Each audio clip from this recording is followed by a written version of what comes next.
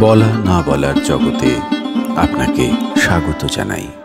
ছোট গল্প ধনী দরিদ্র, রচনা বনফুল, পাঠ সৌরভ হাওলাদার।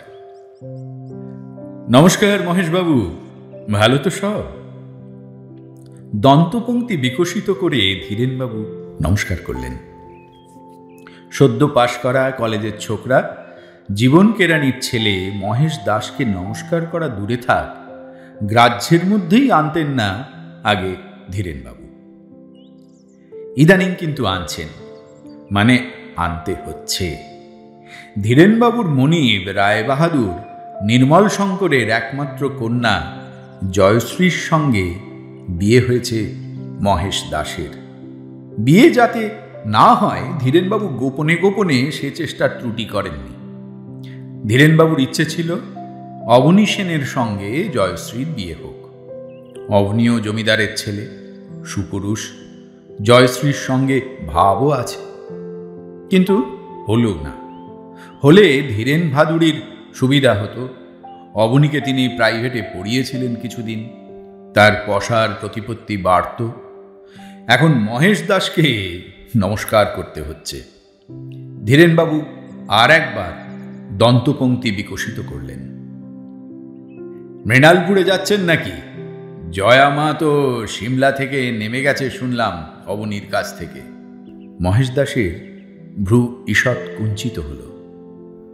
জয়শ্রী সিমলা থেকে নেবে মৃণালপুর গেছে, এ কথা শোনা মাত্রই মহেশ সেখানে ছুটবে কেন বিনা আহ্বানে? ধীরেনবাবুর এ উক্তি তার আত্মসম্মানে আঘাত করল যেন। একথা ভাববার মানে? না, আমার এখন যাওয়ার কোনো ঠিক নেই। ও আচ্ছা, যদি যান আমাকে একটু আগে থাকতে জানাবেন। কিছু ডিম দিয়ে দেব সঙ্গে। অবনীর সঙ্গে দিলাম কিছু আজ, আপনার সঙ্গেও আরও কিছু দিয়ে দেব।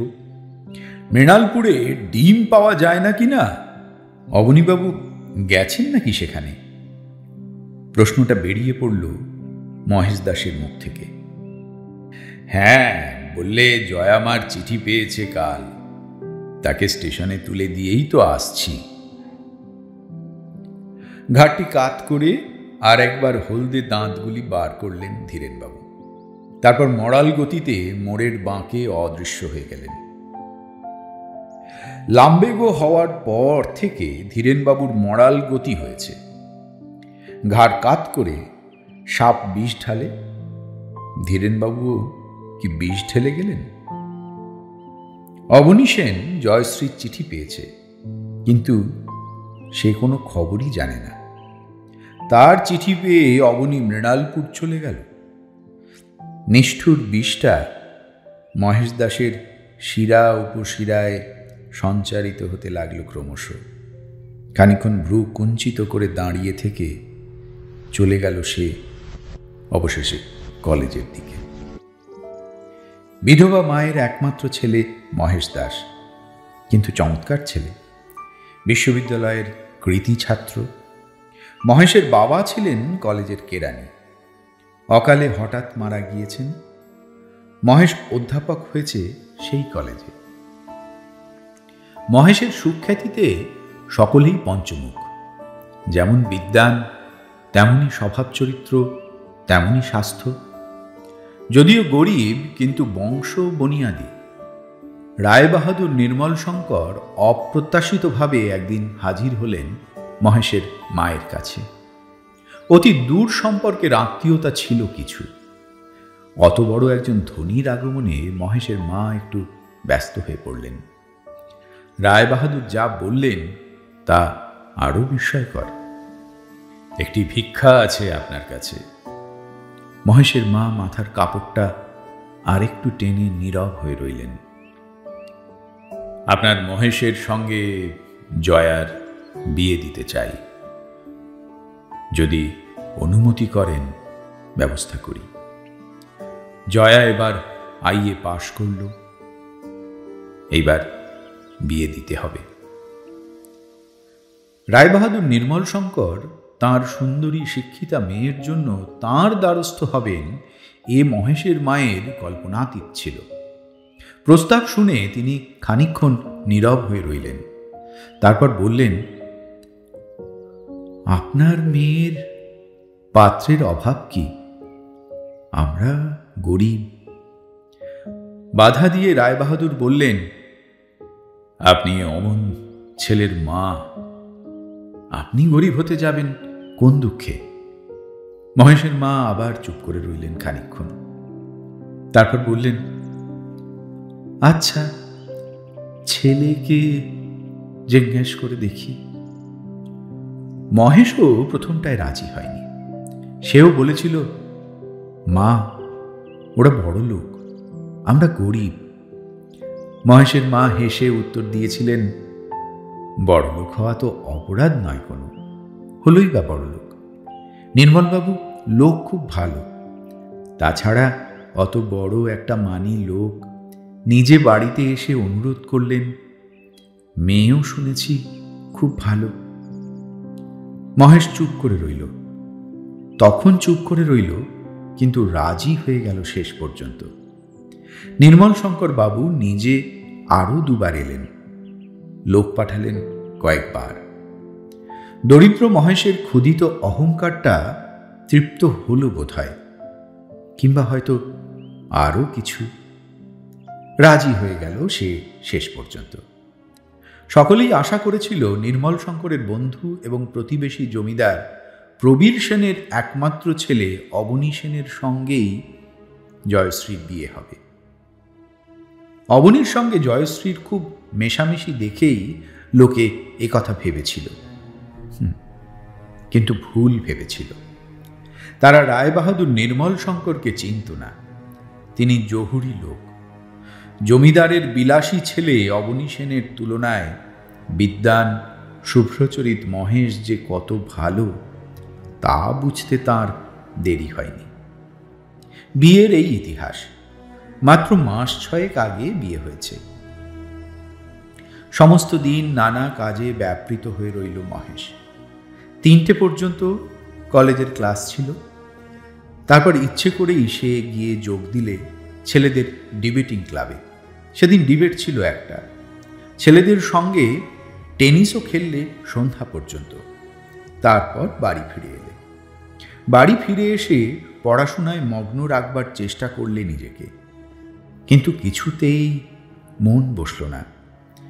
ধীরেনবাবুর কথাগুলো বারবার মনে পড়তে লাগলো। অবনী সেনের সঙ্গে জয়শ্রীর মাখামাখি সেও যে লক্ষ্য করেনি তা নয়, কিন্তু গ্রাহ্য করেনি। সে ভেবেছিল বড় লোকের মেয়ে, বিশেষত আজকালকার লেখাপড়া জানা মেয়ে। তাছাড়া তার নিজের এ বিষয়ে খুব একটা আপত্তি ছিল তা নয়। মিশলেই বা ক্ষতি কি?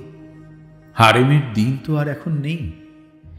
কিন্তু তার প্রতি জয়শ্রীর ব্যবহারটা একটু আড়ষ্ট গোছের হওয়াতে তার কেমন একটু খটকা লাগছিল।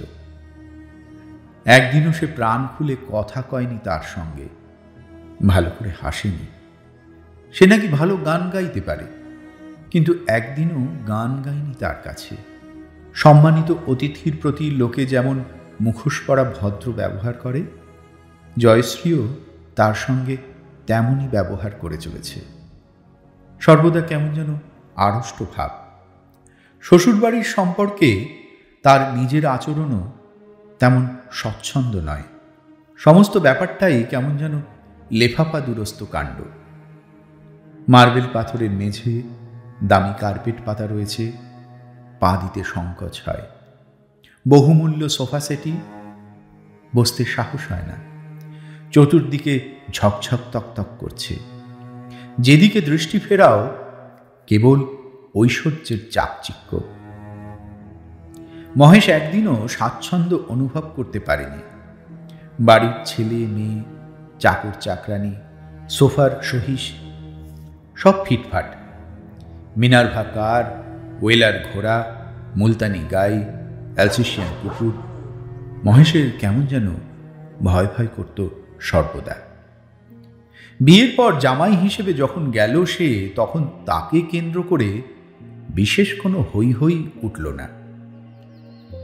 নতুন কেনা একটা দামি আসবাবের মতোই সে যেন বড়লোকের প্রাসাদে ঢুকল। দামি আসবাবের প্রতি যতটুকু মনোযোগ দেখানো সঙ্গত, তার বেশি মনোযোগ যেন কেউ তার প্রতি দিলে না। সেও দাবি করতে পারলে না। যত্নের কোনো ত্রুটি হলো না অবশ্য, কিন্তু আয়োজনের আধিক্যটাই যেন আঘাত করতে লাগলো তাকে। তার মনে হতে লাগলো কারো অন্তরে সে যেন প্রবেশ করতে পারছে না। অনাবশ্যক ঐশ্বর্যের আড়ম্বর দেওয়ালের মতো আড়াল করে ফেলেছে সব কিছুকে। রাত্রে ঘুম এলো না, কিছুতেই এলো না। ক্রমাগত এপাশ ওপাশ করতে লাগলো সে। অবনী সেন, কি এমন আছে লোকটার মধ্যে? চেহারা ভালো, ভালো বাঁশি বাজাতে পারে, তাতে কি?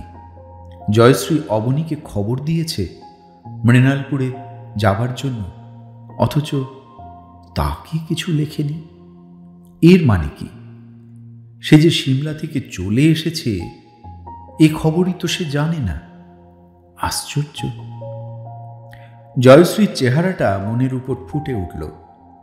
তার শেষ যে চেহারাটা সে দেখেছিল, সেই চেহারাটা। অদ্ভুত রূপসী, ধপধপে ফর্সা রং, টকটকে লাল একখানা শাড়ি পরেছিল, কুচকুচে কালো চোখে অদ্ভুত একটা শানিত দৃষ্টি। লোভনীয়, ভয়ঙ্কর লোভনীয়। মহেশ দাস শুয়ে শুয়ে এপাশ ওপাশ করতে লাগল। তারপর হঠাৎ ঠিক করলে যাবে, বিনা নিমন্ত্রণেই যাবে, কাউকে কিছু না বলে লুকিয়ে যাবে। হঠাৎ রাত্রিবেলা কোনো খবর না দিয়ে হঠাৎ গিয়ে হাজির হবে। দেখতে হবে অবনী সেনের সঙ্গে জয়শ্রীর প্রকৃত সম্পর্কটা কি। যেতেই হবে। ইতিপূর্বে সে মৃণালপুরে যায়নি কখনো, কিন্তু রায়বাহাদুর নির্মল শঙ্করের বাড়ি খুঁজে বার করতে বিশেষ বেগ পেতে হবে না। সে যাবে, যেতেই হবে। রায়বাহাদুর নির্মল শঙ্করের বিরাট বাড়ির সামনে মহেশ যখন এসে দাঁড়াল, তখন রাত্রি দ্বিপ্রহর। চতুর্দিকে জ্যোৎস্নায় ভেসে যাচ্ছে, একটানা ডেকে চলেছে পাপিয়াটা। চোখ গেল, চোখ গেল, চোখ গেল। প্রকাণ্ড বাড়ি, প্রকাণ্ড হাতা, উঁচু দেওয়াল দিয়ে ঘেরা। দেওয়ালের ধারে উৎকর্ণ হয়ে দাঁড়িয়ে রইল মহেশ। বাঁশি বাজছে, বাঁশির সঙ্গে সুর মিলিয়ে গানও গাইছে কে জানে। জয়শ্রী কি? মহেশের একবার ইচ্ছে হলো ডাকে, কিন্তু না, সে ডাকবে না। গেটের সামনে এগিয়ে এলো আস্তে আস্তে। বিরাট লোহার গেট, নিষ্ঠুর নিষেধের মতো দাঁড়িয়ে আছে। আস্তে আস্তে ঠেলে দেখল একটু, ভিতর থেকে বন্ধ। না, সে ডাকবে না। বাঁশি বেজে চলেছে, সমস্ত অন্তর যেন গলে পড়ছে গানের সুরে সুরে। মহেশ ভুলে গেল যে সে একজন অধ্যাপক, ভুলে গেল যে সে এবারই জামাই। সে ঠিক করলে যে সে গেট টপকে লোহার পাইপ বেয়ে ছাতে উঠবে লুকিয়ে। আসল ব্যাপারটা কি দেখতেই হবে তাকে। গেটের লোহার গারদেতে পা রেখে সে উঠতে লাগলো।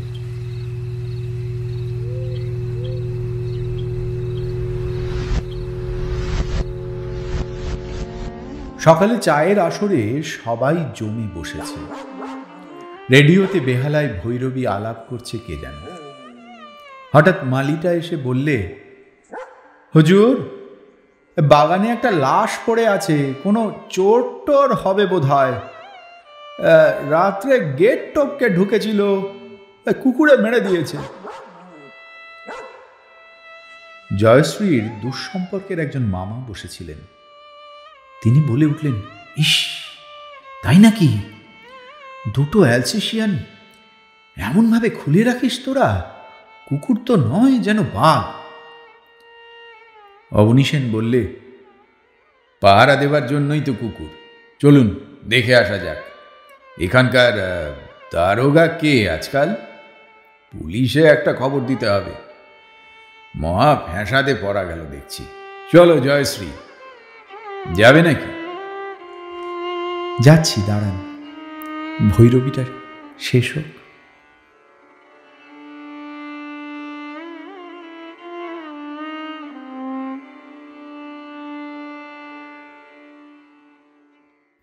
এতক্ষণ শুনলেন ছোট গল্প ধনী দরিদ্র, রচনা বনফুল, পাঠ সৌরভ হাওলাদার। বলা না বলার জগতে এমন নানা কাহিনীর হদিশ থাকছে। অনুগ্রহ করে চ্যানেলটি শেয়ার, লাইক এবং সাবস্ক্রাইব করুন।